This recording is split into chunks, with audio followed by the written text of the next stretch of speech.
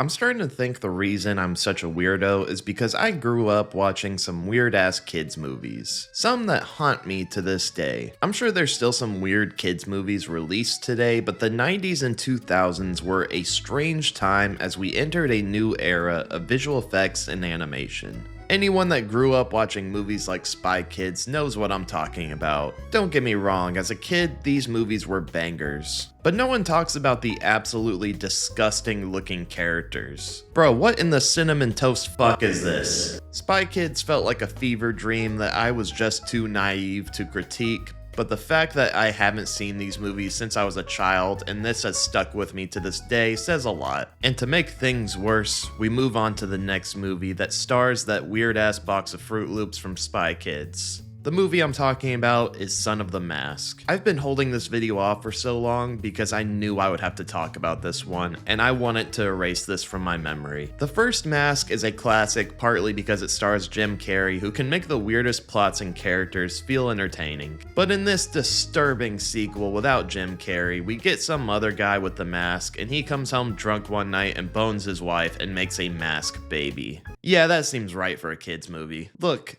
the premise of a child with mask powers may sound like a fun idea, but it resulted in a disturbing CGI nightmare that I still haven't recovered from. Who said this was okay? If this were animated, I have a feeling this would have aged much better because the mask is essentially a cartoon character. If there's an Antichrist, this baby is the living embodiment of that. One movie that I kind of liked as a kid, but I find odd and somewhat disgusting looking back on it, is Osmosis Jones. The idea is cool because it's a cross between animation and live action where we get to see a whole animated society inside a live action human being, and that human being is Bill Murray. That's right, we got to see Chris Rock be inside of Bill Murray. To this day, I've never forgotten just how weird and disgusting this thing was. Bill Murray takes in a deadly virus because he takes a bite out of a boiled egg that a monkey stole from him. Because that makes sense. And it also includes a zit popping scene that haunts me to this day. Not to mention some of the most brutal kills I've seen in a kids movie. I still find it so odd that we used to get movies like this. And the next movie is...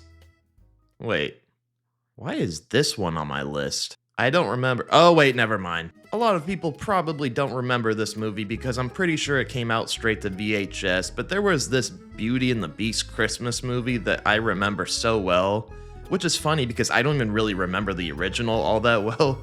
But this one stuck with me for one reason. Whatever the fuck this thing was gave me nightmares as a child. I don't even remember what the hell it was, it just scared the living crap out of me. He was some piano or organ or some shit that yells a lot. I'm pretty sure my 4-year-old self was afraid of pianos after that. Something tells me that the animators really wanted to push 3D animation at the time, and as a result, they traumatized children.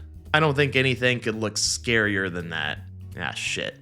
I completely forgot this one existed until I looked up a list of kids' movies from the 90s and 2000s. Super Mario Bros. Was unfortunately a product of bad video game movies, and it's probably the reason we didn't get the animated version until 2023. I still remember finding this one at Blockbuster back in the glory days where I was playing Mario Sunshine and Smash Bros. On the GameCube. At that age, seeing a DVD with Mario and Luigi on the cover was the equivalent of seeing my first pair of titties. I sat alone in my room only to witness the horror of this godforsaken movie. This was just a damn movie about two Italians visiting the gates of hell. The scene that traumatized me the most was the one where some poor guy gets transformed into whatever the hell this was. Who said this was okay? How did we go from this to this? Kids have it so good these days. To add on to that trauma, I was also having nightmares about Mike Myers. Not the one from Halloween, I'm talking about the Cat in the Hat. As an adult, you pair this movie with alcohol,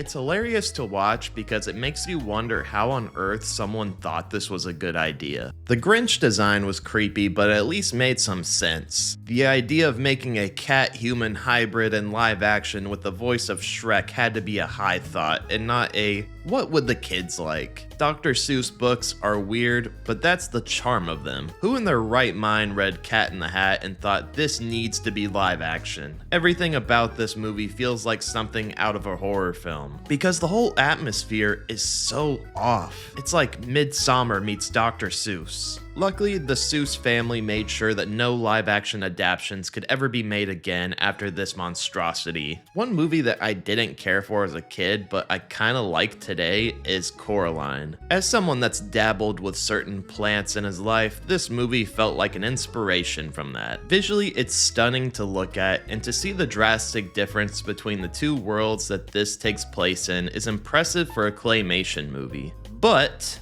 if you show this to a child, they will have nightmares because the movie takes a sharp turn. The very premise is enough to creep out a child. From the very first scene of the guy making creepy puppets, you already know that you're watching some fucked up movie. And the third act really takes it up a notch when these people with button eyes ask to sew buttons into Coraline's eyes and the mom becomes Michael Jackson.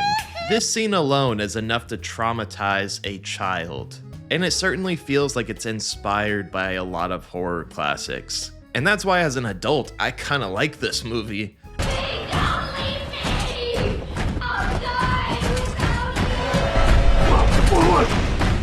Shit! Now, if you want to ease your child into horror movies, maybe this is the right one to show them at the right age. Or just jump straight to The Conjuring. I don't know what type of parent you are. This last one wasn't even disturbing to look at. This one just hit me like a truck because as a child, this movie reminded me people die. Now we've seen death in plenty of kids movies, but this one hit me the hardest. Bridge to Terabithia is somewhat of a feel-good movie about two children that go to a magical place in the forest that is all part of their imagination. The CGI in it was actually good for its time, and it's heartwarming to see the vivid imagination of two kids at such a large scale. Their friendship throughout the movie is so pure and makes you feel like everything is right in the world. Yeah, then the girl goes out to the forest and dies from falling off a swing. I think one of the saddest parts about it is that we didn't see it happen. Of course, that would be too graphic for a kid's movie, but just watching Josh Hutcherson's character come home and find out that his best friend is gone hit me like a truck. Like an F-250. There was no build up toward it, no goodbye. She was just gone from his life. It shows us what the loss of a friend, the loss of a child does to someone. How seeing their belongings constantly reminds you of them. It makes us see a boy wondering what he could have done to prevent this from happening. So yeah, I left this movie being like, fuck. Now I'm a grown-ass adult and I watch people die in movies like it's nothing. Maybe I just hadn't experienced loss at that point in my life or anything super traumatic, so some of the movies I watched growing up were my soft introduction to that. Movies like Bridge to Terabithia and Coraline are the ones I can still watch today because their overall theme and creativity stand the test of time. Everything else? Hell nah. If you hate your child, show them everything else on this list until Child Protective Services shows up. I dare you. If I ever have to see any of this bullshit again, I'm going to therapy. What are your thoughts on these movies? Are there any movies I missed that freaked you out as a child? Let me know in the comments down below. So yeah. Bye.